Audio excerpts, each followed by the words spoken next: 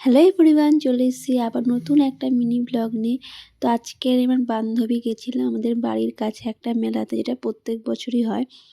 তো আমরা এদিকে সন্ধ্যেবেলা চলে গেছি মেলাতে। মেলাতে ঢুকতেই দেখতে পাচ্ছ জিলেপি, ফুচকা, প্রচুর দোকান। তারপরে এখানে এসে ঠাকুরকে মন্দিরটাকে দর্শন করি। তো এখানে দর্শন করে তারপরে এখানে কীর্তন হচ্ছিল, এখানে একটু দাঁড়িয়ে থেকে তারপরে আমরা মেলার ভিতরের দিকে যাই। চারদিকে বাদাম ভাজার দোকান, এগরোল, চাউমিন, পুতুলের দোকান, অনেক কিছুর দোকান বসেছে, কাপ প্লেট। চারদিক ঘুরে ঘুরে দেখছিলাম। আমি এখানে ছোটোবেলাকার ফোন দেখছিলাম। এগুলোই তো আমাদের ছোটোবেলাকার স্মৃতি। আগে এগুলোই কেনার জন্য মেলায় গিয়ে বায়না করতাম, আজ এগুলো অতীত। তো যাই হোক, জিনিসটা দেখে বেশ ভালো লাগলো তাই দেখছিলাম। তারপরে এখানে মাটির পুতুল, এখানে গোপাল ভাণ্ডার, হাঁড়ি কড়াই, তো এখানে চুড়ি দেখছিলাম। একটাও আমাদের হাতে হয়নি। তারপরে আমরা এদিকে জিনিসপত্র দেখে মোমো খেতে চলে আসলাম।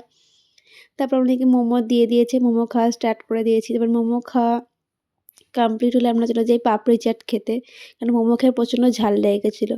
তারপরে বাড়ির জন্য এখান থেকে জিলাপি কিনে নিয়ে বাড়ি চলে আসি। তো আজকের ভিডিওটা এই পর্যন্তই। ভালো লাগলে like, comment, share and subscribe করতে ভুলো না। টাটা।